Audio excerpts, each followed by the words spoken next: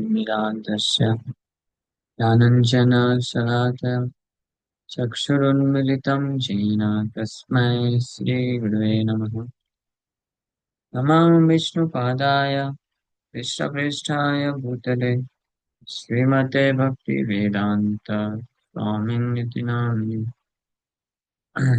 नमस्ते सारस्वते देवे गौरवाणी प्रचारिणि निर्विशेषा शून्यवादी पाश्चात्यदेशतारिणि।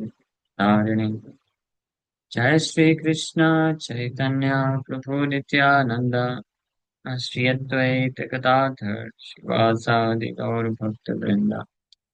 हरे कृष्णा कृष्णा कृष्णा हरे हरे, हरे Ram Ram Ram Hare Hare.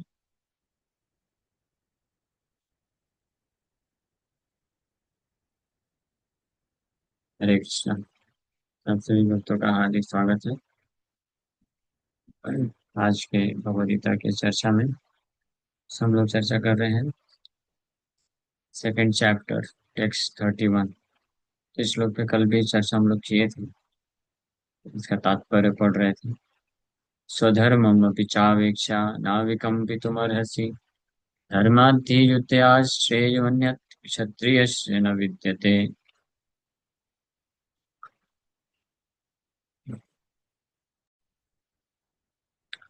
So, considering your specific duty as a Kshatriya, you should know that there is no better engagement for you than fighting on religious principles, and so there is no need for hesitation. So, अपने स्वधर्म के बारे में अगर विचार करें, करो अर्जुन, भगवान कृष्ण बोल रहे हैं। अपने स्वधर्म के बारे में विचार करते हुए भी अर्जुन तुम्हें इस युद्ध को त्यागना नहीं चाहिए, बिकॉज अर्जुन का स्वधर्म है, एक क्षत्रिय है। क्षत्रिय का धर्म है, ये ड्यूटी है, कर्तव्य है कि धर्मयाद ही युद्धात श्रेयान्य क्षत्रिय न विद्यते। To fight for religious principle for the protection of religion, धर्म के सुरक्षा के लिए युद्ध करना या क्षत्रिय के लिए इससे बेटर एंगेजमेंट नहीं। युद्धात श्रेय अन्य क्षत्रिय न विद्यते। There is no better engagement than fighting uh, in the battlefield for the protection of one's religious principle. So, Arjun के लिए, जैसे अर्जुन क्षत्रिय हैं, तो क्षत्रिय के लिए धर्म के लिए युद्ध करना और वो उससे बेटर एंगेजमेंट नहीं है, हार ना मानना, युद्ध करना। उसी प्रकार से एज ए वैष्णव हमारा रिलीजियस प्रिंसिपल क्या है? To protect our principle of surrendering to Krishna always, the top most religious principle और एसेंस ऑफ ऑल रिलीजन। सारे धर्म के सिद्धांतों का सार, अ, या सर्वश्रेष्ठ धर्म का सिद्धांत क्या है? सर्वधर्मान परित्यज्य। The essence of all religious principle is to abandon all religion, Krishna says this. हाँ, ये कंट्राडिक्टरी लगता है ना, कि सबसे बड़ा धर्म क्या है? सारे धर्मों को त्याग दो, abandon all different varieties of religion, and take complete shelter of me alone, माम एकम शरणम व्रजा। सारे धर्म के सिद्धांत, अन्य सारे प्रकार के धर्मों को त्याग करके एकमात्र कृष्ण का आश्रय ले लेना, ये the essence of all religious principle, सारे धर्म के सिद्धांतों का सार है, and the most top most religious principle है, सर्वश्रेष्ठ धर्म का सिद्धांत है। सो अ डिवोटी, एक भक्त है, स्पेशली जो भौतिक जगत में हम भक्त लोग हैं, तो हमारे लिए ये भौतिक जगत में रहना एक युद्ध की तरह है। अधर्म और धर्म के बीच में युद्ध है। Dharma is to surrender to Krishna, Krishna के चरण कमलों का आश्रय लेना, ये हमारा टॉप मोस्ट रिलीजियस प्रिंसिपल है, ये हमारा रिलीजियस प्रिंसिपल है। एंड अधर्मा is to abandon this religious principle and accept something else. किसी अन्य का आश्रय लेना, कृष्ण के अलावा, या कृष्ण के अलावा किसी अन्य से अटैच हो जाना, किसी अन्य जगह डिस्ट्रैक्ट हो जाना। हाँ, इसको बोलते हैं बहुशाखा अनंताश्च बुद्धिया व्यवसायिना अनन्यास चिंतयन्तु मां। कृष्ण से अनन्य, अनन्य मनस्क होना, only for Krishna, to get attach to Krishna alone, to serve Krishna alone, to love Krishna alone, to serve. ये है हमारा religious principle for a Vaishnav. Vaishnav का धर्म क्या है? कृष्ण को ही एकमात्र समर्पण करना, कृष्ण से ही पूरी तरह से आसक्त हो जाना। मन मना भव मत भक्तो मध्याजी माम नमस्कुरु। ये कृष्ण के भक्तों का ये रिलीजियस प्रिंसिपल है। और अधर्म क्या है? कृष्ण के अलावा अन्यत्र कहीं पे जा करके अटैच हो जाना, वो अधर्म है। ये धर्म और अधर्म, इसका युद्ध चलता है। तो भगवान बोल रहे हैं स्वधर्मम अपि चावेक्ष्या। अर्जुन के लिए तो क्लियर है, हम लोग कल चर्चा कर चुके थे अर्जुन के लिए। लेकिन इस श्लोक का शिक्षा अपने लिए हम ऐसा अप्लाई कर सकते हैं। अर्जुन के लिए तो है स्वधर्म क्षत्रिय है, तो धर्म युद्ध के लिए लड़ाई करना, उससे बेटर एंगेजमेंट और कुछ नहीं है क्षत्रिय के लिए, अर्जुन के लिए। तो अर्जुन को अवॉइड नहीं करना चाहिए, भले हार जाए युद्ध में। हार जाए मतलब अर्जुन को मार दिया जाए, to die in the battlefield while fighting without showing one's back, such a kshatriya is, उसको शूरवीर बोलते हैं, या शहीद बोला जाता है, उसको शूरवीर बोला जाता है।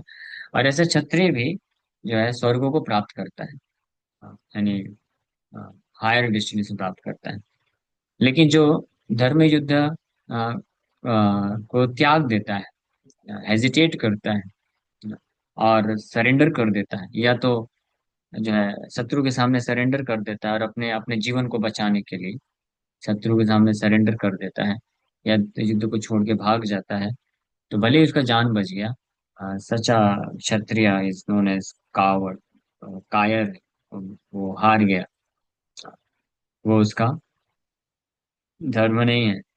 उसी प्रकार से वैष्णव के लिए, हाँ, वैष्णव जो भक्त हैं, उनका ये धर्म है कि वो एकमात्र कृष्ण के लिए अपना जीवन समर्पण करें, समर्पित करें।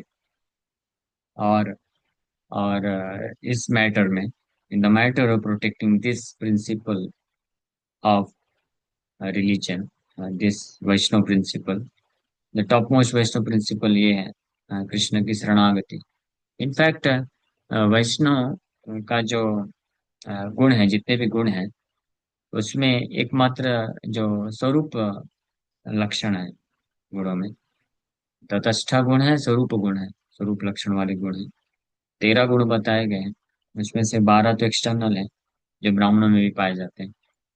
लेकिन एक 13th वन जो है कृष्णाय का शरणम, this is the top most quality of a Vaishnav. इस गुण के कारण ही कोई व्यक्ति वैष्णव कहलाता है, अदरवाइज इज नॉट अ वैष्णव।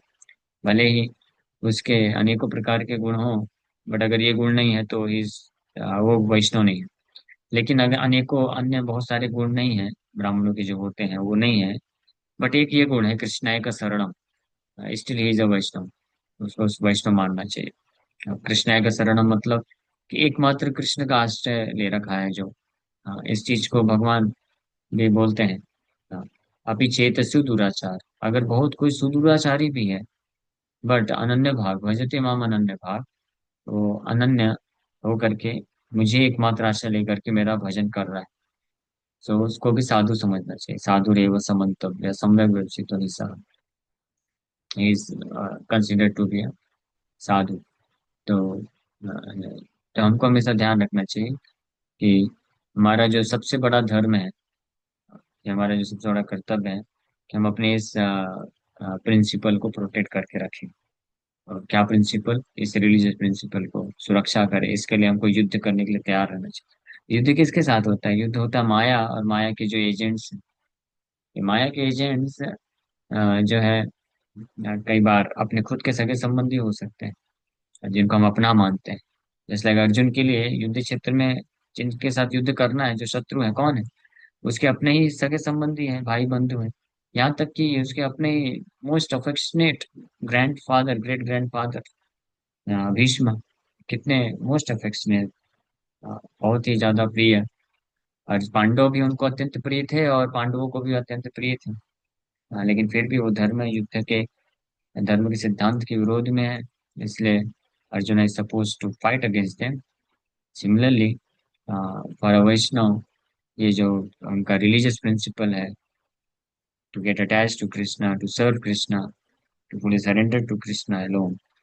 सो उसके अगेंस्ट में अगर उसके खुद के सगे संबंधी होते हैं, तो अर्जुन किसी से युद्ध करके उनका गला नहीं काटता है, ध्यान रहे। बट द पॉइंट इज, युद्ध करने का अर्थ है कि उन सारे हर प्रकार के जो आरोप हैं, या अलग अलग प्रकार के लोगों के द्वारा जो अ, कष्ट दिए जाते हैं, जो भी उसको टॉलरेट करना होता है, तो वो टॉलरेट कर लेते हैं उन सबको। बट अपने प्रिंसिपल से डेविएट नहीं होता है। इसको बोलते हैं युद्ध। टू प्रोटेक्ट वंस रिलीजन और फुली सरेंडरिंग टू कृष्णा। माया के जो भी एल्यूरिमेंट्स आते हैं, टेम्पटेशंस आते हैं, प्रलोभन आते हैं, और जब ऑब्स्टेकल्स आते हैं, संघर्ष होता है, कष्ट होते हैं, लोग इस संसार में अनेकों प्रकार की बातें बोलते हैं, उसको उसका मजाक उड़ाते हैं, और उसको, हाँ, और ज्यादातर तो युद्ध जो है इंटरनल है, अंदर से ही आता है। मन के अंदर ये सारे अलग अलग प्रकार के विचार आते हैं। तो कृष्ण को पूर्ण समर्पण करने के लिए जिन सिद्धांतों को पालन करना है, उसको पालन करते वक्त मन अनेकों प्रकार के जो दुविधा में डालता है। कई बार ये फोमो क्रिएट करता है, फीलिंग ऑफ मिसिंग आउट, कि क्या तुम कृष्ण को समर्पण करने जा रहे हो? हाँ, इस मार्ग में आप जा रहे हो, इतने सारे नियम कानून आपको पालन करना पड़ेगा। आपके ये सारे जो जीवन है, ये सब छोड़ना पड़ेगा, जो आप, जिसको आप पहले बहुत आ, आ, आनंद इंजॉय करते थे, जो आपका लाइफ स्टाइल था, ये सब आपको छोड़ना पड़ेगा। You have to become like very chaste Vedic, और बहुत ही धर्म को पालन करने वाला ऐसा बनना पड़ेगा। तो वो मन जो है व्यक्ति को एक बैटल क्रिएट करता है। हाँ, उसके कारण एक टग ऑफ वॉर क्रिएट हो जाता है। तो कभी कभी भक्त जो है इस तरफ उसका मन डेविएट होता जाता है। लेकिन भक्त को चाहिए कि वो ये युद्ध करे और अपने आप को जिताए। और इस युद्ध में कृष्ण हमेशा साथ में है। बशर्ते अगर कृष्ण साथ में है, इफ कंडीशन है, if he take shelter of Krishna lotus feet, Krishna के आश्रय लेता है, कृष्ण का नाम पुकारता है, उच्चारण करता है। जैसे लाइक इन वृंदावन, जब भी वृंदावन में कोई भक्त होते हैं, कोई भी प्रकार का कष्ट आता था, आ, जो कोई असुर अटैक किया या कोई नेचुरल कैलामिटी आती थी, तो ब्रजवासी क्या करते थे? वो लोग क्या करते थे? उनके पास एक ही उपाय था, कृष्ण को पुकारते थे इमीडिएटली। कृष्ण कृष्ण महाबाहो, पुकारते थे कृष्ण को। और Krishna, hearing the cries of his dear friends, his dear gopis, dear uh, Brajwasi, Krishna immediately hero की तरह आ जाते थे, प्रोटेक्ट करते थे। सिमिलरली जो भक्त है इस भौतिक संसार में, जो भक्त हैं, उनके लिए एक बैटल फील्ड की तरह ही, it's not so easy thing to walk on the path of spiritual life. It's walking on path filled with thorns, कांटों के रास्ते में चलने जैसा है ये। हाँ, बहुत सारे कंकड़ पत्थर, एंड और भक्तों के जो चरण होते हैं वो कमल के सदृश होते हैं, बड़े सॉफ्ट होते हैं, lotus like feet of devotees. So कैसे वो टॉलरेट कर सकते हैं? सो बट वो कृष्ण का आश्रय लेते हैं। सो कृष्णा मेक्स श्योर, कृष्णा ये जो पाथ ऑफ थॉर्न्स है उसको path filled with petals, flower petals बना देता है। फिर ऐसे भक्त के लिए आसान हो जाता है ना? ये बहुत ही सिचुएशन कभी कभी भौतिक जगत में भक्तों के लिए बहुत ही क्या बोलते हैं, वैसी हो जाती है, वेरी डिफिकल्ट। जो नॉन डिवोटीज है उनके लिए डिफिकल्ट नहीं है। क्यों डिफिकल्ट नहीं है? उनको कष्ट होता है, बट उनके लिए ऐसा कुछ नहीं है, बिकॉज उनका जैसा इम्पेटस आता है और sense gratification, they just act upon it. तो ऑलरेडी वो माया को एम्ब्रेस कर लेते हैं इमीडिएटली। वो इजी हो जाता है उन्हें। But for devotees sometimes, because they know ये माया को हमने जैसे एम्ब्रेस किया, so we lose Krishna. So they have this temptation, but they have to resist it. They can't go with this, otherwise they lose Krishna. So बस एक ही उपाय है इसलिए कि वो कृष्ण को पुकारे, हरे कृष्ण कृष्ण कृष्ण हरे हरे, हरे राम राम राम हरे। सो देन तब निश्चित रूप में कृष्ण उनको मदद करते हैं इसको ओवरकम करने के लिए। तो यहाँ पे हम शिक्षा ले सकते हैं कि युद्ध एक क्षत्रिय के लिए जिस प्रकार से धर्म के लिए युद्ध करना, that is the best engagement. और उसमें अगर युद्ध करते करते वो मर भी गया, that is success for him. उसी प्रकार से एक वैष्णव के लिए माया के साथ युद्ध करना मीन्स जो टेम्पटेशंस आते हैं, प्रलोभन आते हैं, उस पर एक्ट नहीं करना और केवल कृष्ण को ही हर हर परिस्थिति में आश्रय लेते रहना। ये करते करते अगर उसका लाइफ खत्म भी हो गया और पूरी तरीके से माया को ओवरकम नहीं भी कर पाया, still such a Vaishnav is successful Vaishnav. लेकिन वो भक्त हैं जो अ, ऐसे टेम्पटेशंस को रेजिस्ट करते करते, युद्ध करते करते फाइनली गिव अप कर देते हैं, छोड़ देते हैं, बहुत हो गया, ये हमसे नहीं होगा, अब तो हम माया को जाके एम्ब्रेस कर लेते हैं, आइदर पार्शली और completely. Doesn't make much difference. The point is means our eagerness to take shelter of Krishna. Um, Sometimes a Vaishnava may means get defeat or may fall slightly, temporarily, not willingly but unintentionally or accidentally. That is a different thing. Just like कभी कभी जो बहुत ही शूरवीर होते हैं, युद्ध करते रहते हैं, आगे से करते रहते हैं। हाँ, तो आगे से तो कभी कभी कोई पीछे से आके अटैक कर देता है उनको, that is not their fault, उनका फॉल्ट नहीं है। लेकिन वो उनको, ये तो है, कमजोर कर ही देता है थोड़ा सा। लेकिन वो फिर से उठ करके और संघर्ष के साथ आगे बढ़ते हैं। ऐसा नहीं कि अभी तुम मेरे मेरे को पीछे से अटैक कर दिया, अब तो मैं क्या करूँ, चलो पीछे घूम के वापस चले जाओ। ऐसा नहीं। Vaishnav should have Kshatriya spirit and and brahmanical stage means situation जो है ब्राह्मणिकल होनी चाहिए। 700 तो गुण में होते हैं वैष्णव, लेकिन स्पिरिट उनका क्षत्रिय स्पिरिट जैसा होता है, दे डोंट गिव अप, हार नहीं मानते हैं। एंड इसी क्वालिटी को बोला गया है निर्गुण में आशाबद्धम, होप अगेंस्ट होप, कि नो मैटर वॉट एवर में हैपन, कुछ भी हो जाए जीवन में, एक वैष्णव जो होता है कभी गिव अप नहीं करता है। नॉट टू गिव अप, कभी गिव अप नहीं करता है। कृष्ण को प्राप्त करने का जो चेष्टा है, अटेम्प्ट है, उस अटेम्प्ट को देने में कभी गिव अप नहीं करता है एक वैष्णव। इसको बोलते हैं युद्ध करते रहना। हाँ, और ये है best engagement.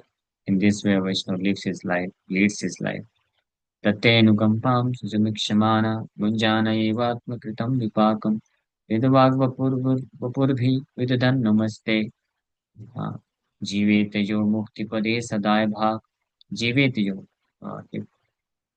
Vaishnav lives like this, इस प्रकार से जो जीवित, जो इस प्रकार से जो जीवन जीता, कैसे उसके जीवन में आने वाले हर कठिन परिस्थिति, अच्छी या बुरी परिस्थितियों में वो उसको सहन करते हुए हर परिस्थिति में हृदय वाग वपुर भी अपने हृदय से, वाणी से और शरीर से कृष्ण को प्रणाम करता है। मीन्स कृष्ण को सेवा देता है, कृष्ण के बारे में सुनता है, नाम जप करता है, कृष्ण को एक्सेप्ट करता है, कृष्ण को समर्पण करता है। तो ऐसा जो वैष्णव है, मुक्ति पदे सदाए भाग, वो इमीडिएटली एलिजिबल हो जाता है मुक्ति को पाने के लिए। तो क्षत्रिय के बारे में पहले पैराग्राफ में गोपाल जी लिख रहे हैं, क्षत्रिय का अर्थ होता है क्षति त्रायते इति क्षत्रिय, क्षति से जो मुक्त करे उसको क्षत्रिय बोलते हैं।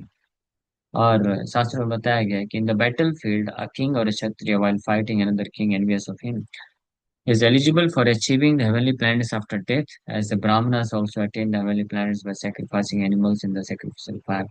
Therefore, killing on the battlefield on religious principles and killing animals in the sacrificial fire are not at all considered to be acts of violence because everyone is benefited by the religious principles involved. The animal sacrifice gets a human life immediately without undergoing the gradual evolutionary process from one form to another, and the Kshatriyas killed on the battlefield also attain the heavenly planets as to the Brahmanas who attain them by offering sacrifice.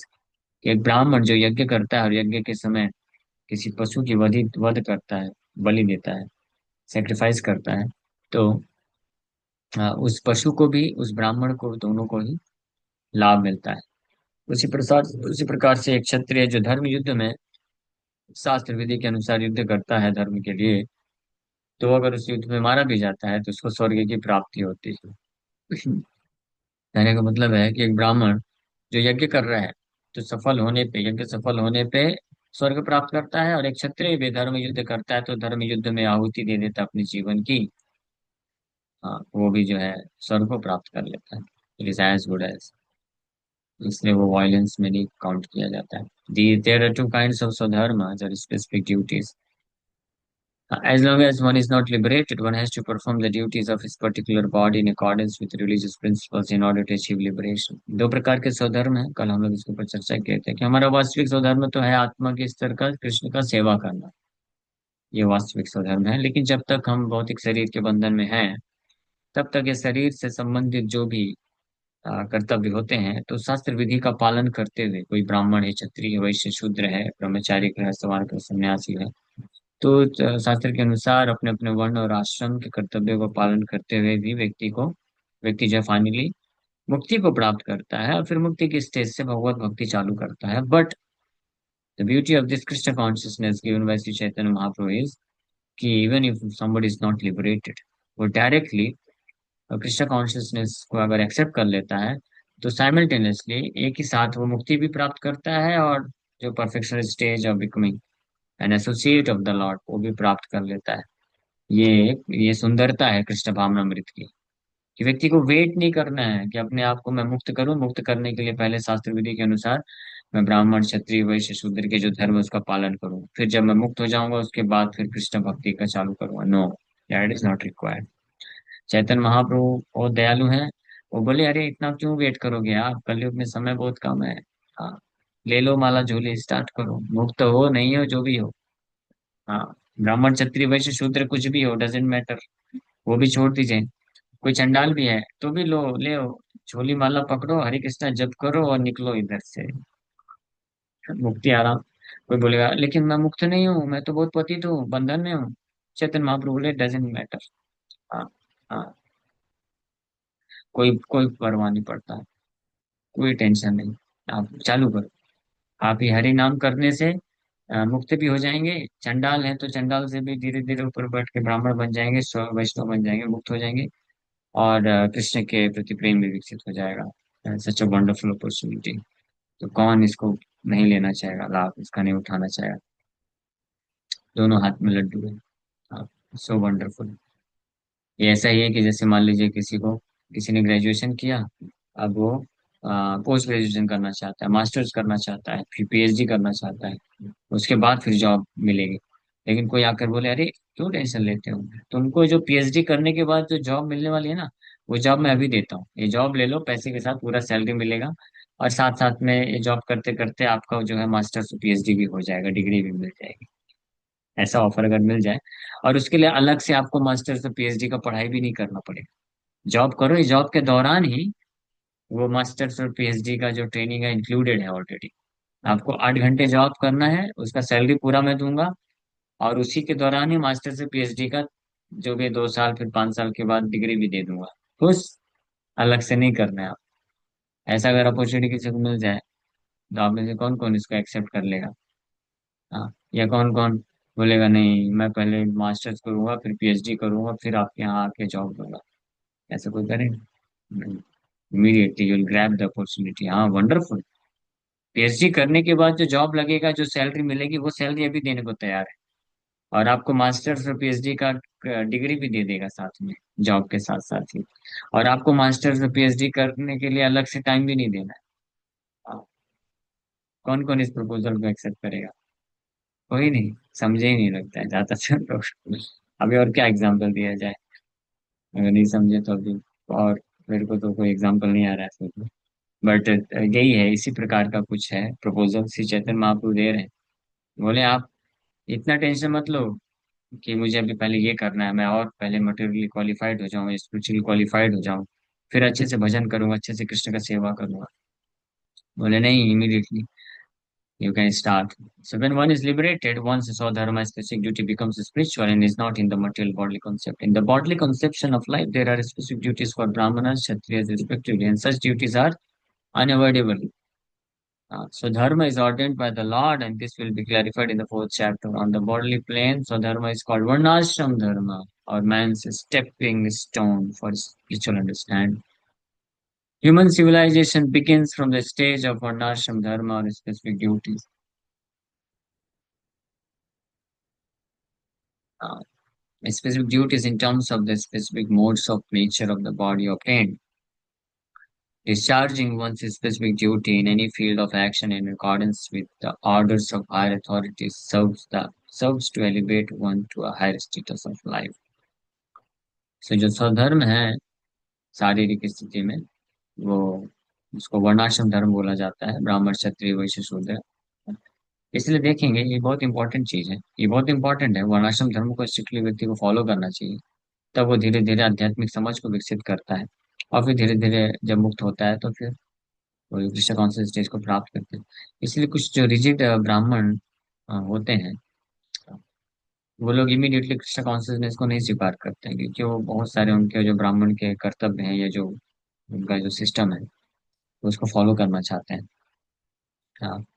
So but they do not understand कि जो Krishna consciousness है, वो that one stroke जिससे वो सारे कार्य हो जाता है।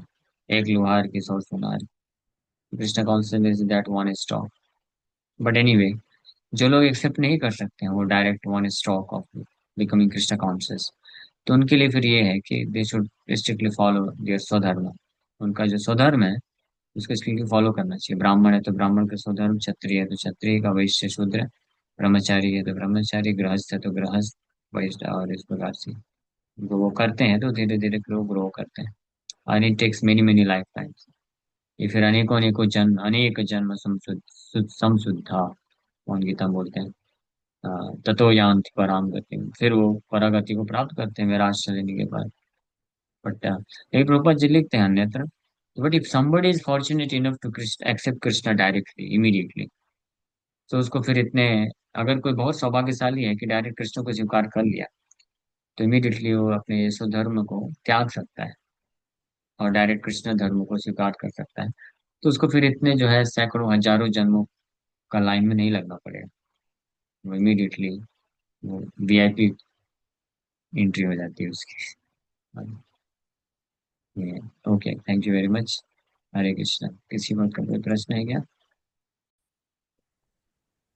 हरे कृष्णा प्रभु जी। मेरा प्रश्न यह है कि आपने कहा कि ब्राह्मण लोग सेक्रीफाइस करते हैं एनिमल्स का यज्ञ में, तो और क्षत्रिय लोग युद्ध में किसी को मारते हैं, तो वो ओके है। बट एनिमल्स का बट सेक्रीफाइस कलयुग में का एग्जांपल्स बट कलयुग एग्जांपल। में बट हाँ। कलयुग में कोई ब्राह्मण क्षत्रिय वैश्य नहीं बचा।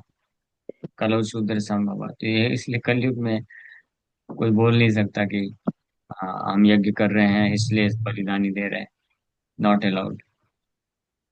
ब्राह्मण नहीं बचे कलयुग में, और क्षत्रिय भी नहीं बचे। क्षत्रिय कौन है? हम लोग कल चर्चा कर रहे थे।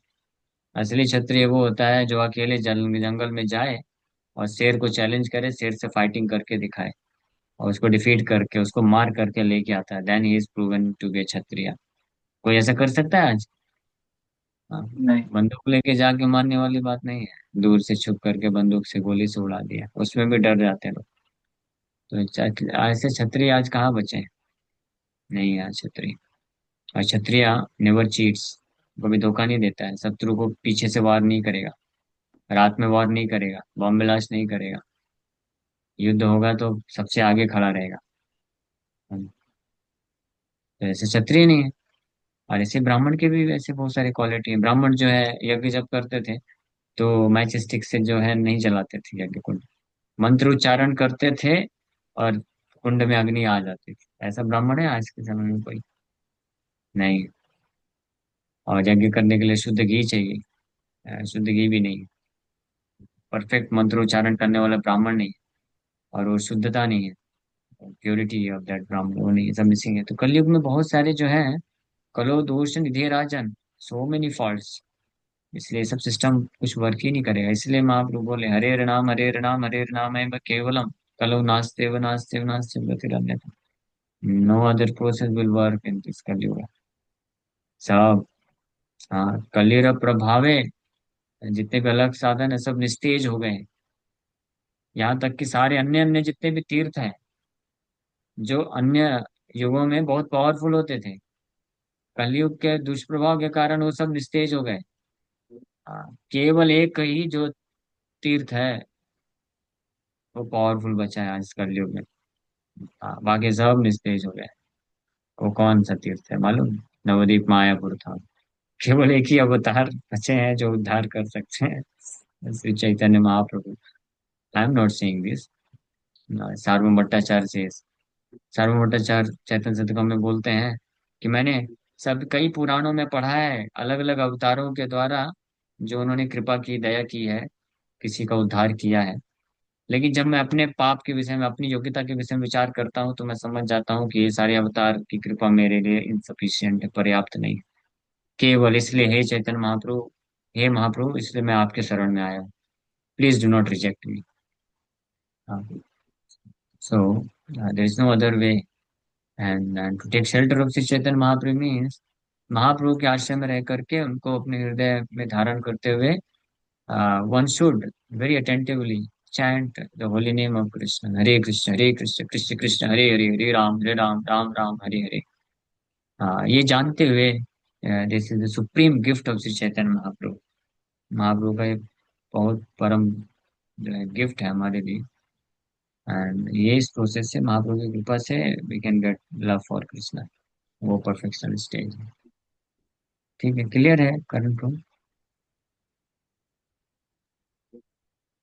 जी प्रभु जी, बट पर मुझे ये नहीं समझा कि एनिमल्स को क्यों सेक्रीफाइस कर रहे थे, मतलब बेनिफिट के लिए वो कोई भी अलग अलग बेनिफिट। कारण होते थे, अलग अलग कारण होते थे।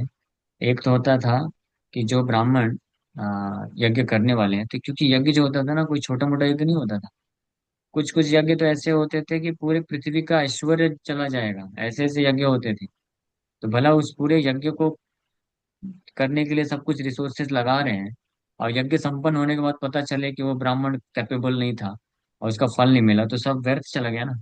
इसलिए उस ब्राह्मण के कैपेबिलिटी पे का एक टेस्ट भी होता था कि वो जो है अग्नि को उत्पन्न करेगा मंत्रोच्चारण के द्वारा। फिर जो है वो पशु का वध देते थे और पशु इमीडिएटली सबके सामने यंग बॉडी प्राप्त करता था या स्वर्ग की तरफ एलिवेट हो जाता था। ये चेक होता था इस प्रकार से। हाँ, inauguration, that was the inauguration of यज्ञ। हाँ, तो वो था, तो इसमें उस पशु का कोई नुकसान नहीं होता। वो पशु प्राय वृद्ध पशु बहुत लेते थे, और जैसे ही मरता था तो उसको तुरंत यंग बॉडी मिलता था, या ह्यूमन बॉडी मिल जाता था, या वो स्वर्ग की तरफ चला जाता था। तो ये सब इमीडिएटली फिर जस्टिफाई हो जाता था कि ये ब्राह्मण जो है कैपेबल है, ये कर सकता है। तब तो पूरा रिस्क लगाया जाएगा ना उसमें, उस यज्ञ को करने के लिए, क्योंकि इतना अरबों खरबों की संपत्ति डूब चली जाएगी। राजसूय यज्ञ जैसे जो यज्ञ होते थे, अश्वमेध यज्ञ, ये साधारण राजा लोग भी नहीं कर सकते थे, चक्रवर्ती सम्राट वगैरह करते थे इसको। युधिष्ठिर महाराज तीन अ, जो है अश्वमेध यज्ञ किए थे। ऐसे 100 अश्वमेध यज्ञ कोई करता है तो इंद्र बन जाता है। ठीक है, एक ये रीजन था। और इसके अलावा और भी रीजन होंगे। एक रीजन ये मैंने सुना था तो पढ़ा था, बताया। तो ये जानना चाहिए कि पहले युगों में होता था तो कोई अनरीजनेबल चीज नहीं है, लॉजिकल चीज नहीं है। There must be some proper reason. ठीक है, लेकिन ये तो निश्चित है कि उस पशु को मार के खाने के लिए उसका इबादत नहीं करते थे यार। ये नहीं है सर। ठीक है। ठीक है, करें अगला। जी समझिए। ओके। यस, गौरव प्रो, आपका प्रश्न।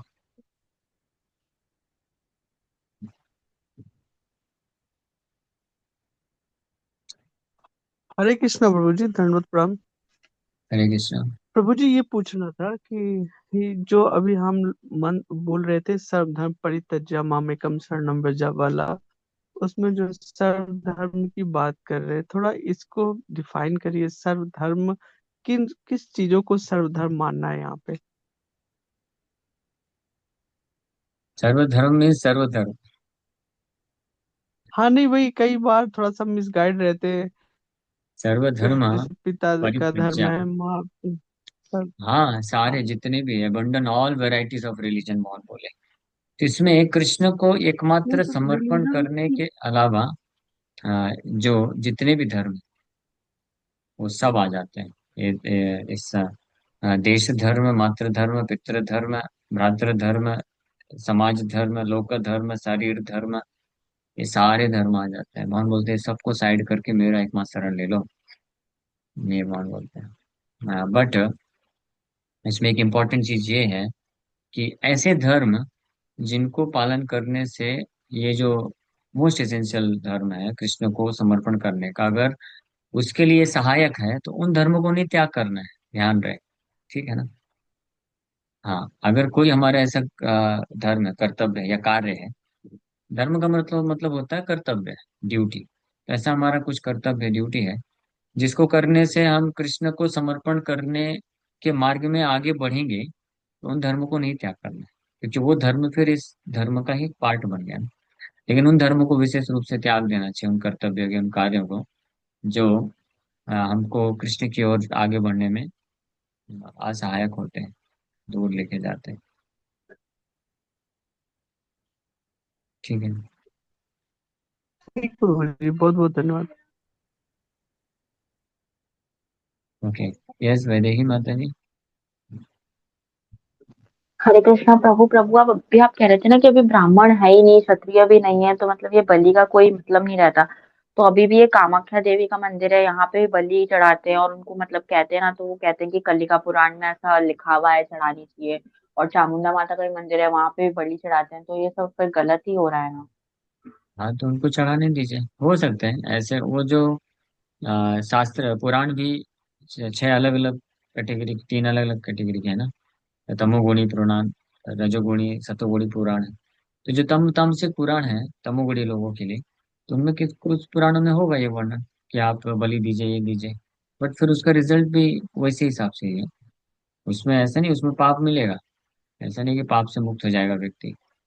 हाँ? लेकिन जो अपना सुप्रीम बेनिफिट चाहते हैं, जो अपना वास्तविक कल्याण चाहते हैं, उनको जो सात्विक पुराण है, विष्णु पुराण और बृहदारण्यक पुराण, पद्म पुराण, ये छह पुराण है ऐसे, उनको जो फॉलो करना है, उसमें भगवान नारायण की पूजा, कृष्ण की भक्ति दी गई है, तो वो सतोगुण में होती है, प्योर गुडनेस में। उसको पालन करते हैं। लेकिन कुछ डेमिगॉड जो वर्शिपर्स होते हैं, वो रजोगुण में, तमोगुण में होते हैं। ठीक है प्रभु, धन्यवाद।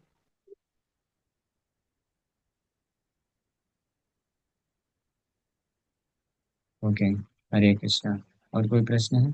यस, अनुपम गुरु जी, आपका प्रश्न है? हरे कृष्ण प्रभु जी। तो ये अभी आपने स्वधर्म समझा दिया, जो आपने कहा कि कृष्णा कॉन्शियस बनो और राजधर्म वगैरह सब छोड़ दो, तो ये तो कोई डिफेंस पर्सनल है, तो वो तो राष्ट्र सेवा, वो तो धर्म उचित होना चाहिए वो तो। राष्ट्र सेवा जो है वो भौतिक धर्म है, भौतिक स्तर का धर्म है। ये राष्ट्र वो शरीर का धर्म है, क्योंकि हम शरीर, मैं जैसे भारत में जन्म लिया हूँ, ये शरीर भारतीय है, तो इसलिए राष्ट्र मेरा सेवा धर्म हुआ कि मैं भारत की सेवा करूँ। ये शरीर पाकिस्तान में जन्म लेगा तो पाकिस्तान की सेवा करूँ। अभी इंडिया पाकिस्तान का अगर युद्ध होगा, तो इस जन्म में मैं हो सकता है पाकिस्तान के खिलाफ लड़ रहा हूँ। तो मेरा धर्म है अपने राष्ट्र की सेवा करना, तो मैं जय भारत बोलूंगा। लेकिन कल को पाकिस्तान में पैदा हो जाऊंगा तो वही मैं वही हूँ, लेकिन मेरा धर्म चेंज हो जाएगा। तो इसलिए ये सब परिवर्तनशील धर्म है, ये हमारा वास्तविक धर्म नहीं है। वास्तविक धर्म हमारा वो है जो परिवर्तनशील नहीं होता है। जीवेर स्वरूप कृष्ण रे नित्य दास, कृष्ण का सेवक बनना। तो चाहे पाकिस्तान में जन्म ले, ऑस्ट्रेलिया में, अफ्रीका में, अमेरिका में, रशिया में, इंडिया में, कहीं भी जन्म ले, वो कृष्ण भक्त है तो कृष्ण का सेवा करेगा।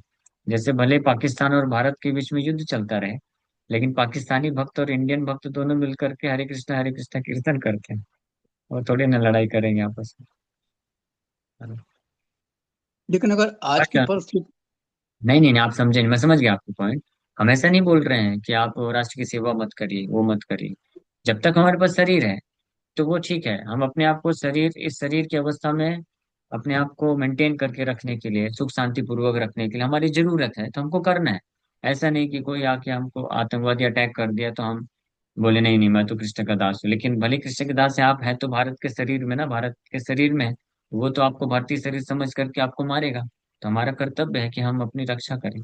इसलिए डिफेंस बोला गया है। हमारी भारतीय जो आर्मी है, बहुत सुंदर ये दिया गया है नाम, ये डिफेंस है ना, ये अटैक नहीं है। अटैक डिफेंस एकेडमी होती है ना। तो हम लोग बचाव करते हैं, मतलब तो हमारे भारतवर्ष का रक्षा करने के लिए, ताकि धर्म का पालन अच्छे से कर सकें। तो अगर कोई अटैक करता है तो हम उसको युद्ध किया जा सकता है, उसमें कोई गलत नहीं है।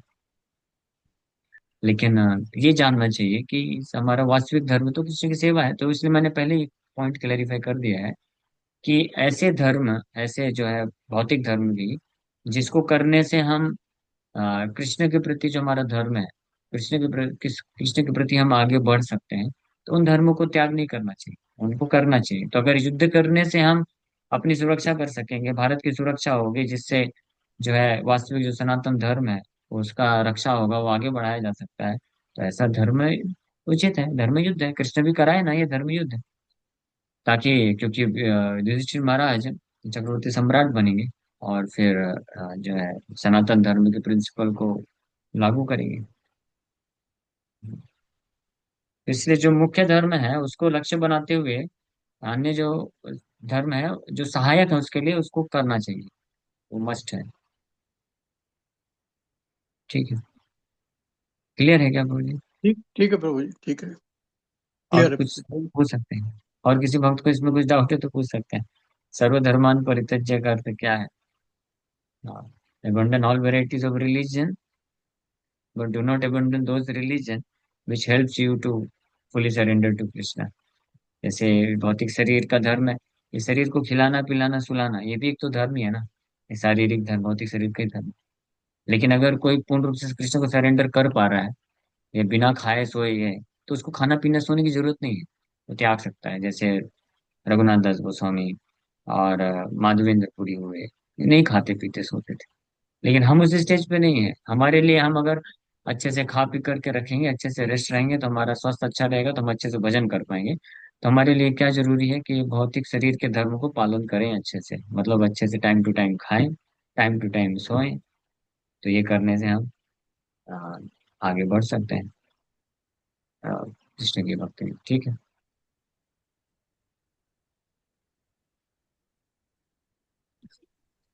हरे कृष्ण प्रभु जी। हरे कृष्ण। जय आरती माता। मेरा प्रश्न ये है कि अगर कोई व्यक्ति धर्म और कर्तव्य का पालन नहीं करता तो उसका क्या होता होगा? कोई व्यक्ति अपने धर्म का पालन करता है, नहीं करता। नहीं करता है, तो उसका क्या होगा? उसको पाप लगेगा। और कुछ? और कुछ कैसे, और उससे ज्यादा और क्या चाहिए? पाप लगेगा तो उसका दंड मिलेगा, और उसके पाप की ग्रेविटी के अनुसार उसको नरक जाना पड़ेगा या कहीं भी जाना पड़ेगा। ठीक है, थैंक यू।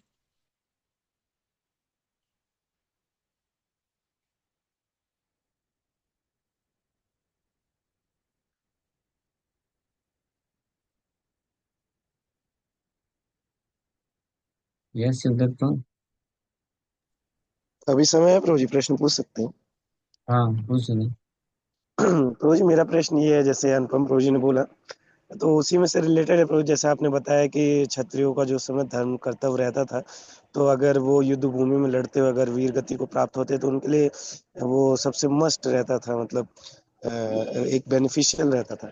मैं पूछना चाहता हूँ प्रभु जी, पहले तो धर्म के अनुगत, शास्त्रों के अनुगत और ब्राह्मणों के निर्देशन के अंतर्गत जो क्षत्रिय युद्ध करते थे उनको परम गति प्राप्त होती थी। तो आजकल तो शायद शास्त्रों को मतलब संविधान लागू हो गया है और चीजें वही हो रही हैं। तो क्या इस समय जो डिफेंस सिस्टम है और उस आर्मी में जो सेवा दे रहे हैं अपनी, और जो भी अपना डिफेंस या फिर चाहे स्टेट में ले लिया जाए, है ना, जो भी पुलिस है जो भी, है ना, डिपेंड तो डिपेंड करता उनको है भी क्या क्या। उनको भी क्या वही गति मिलेगी जो अपना वर्क कर रहे हैं? डिपेंड करता है क्या उद्देश्य से किया जा रहा है। जैसे पहले के समय में भले धर्म युद्ध है, यानी शास्त्र की विधि के अनुसार नियम पालन करते हुए कोई युद्ध कर रहा है, लेकिन अगर वो युद्ध कर रहा है अपने सेंस ग्रेटिफिकेशन के लिए, तो उसको वो गति नहीं मिलेगी।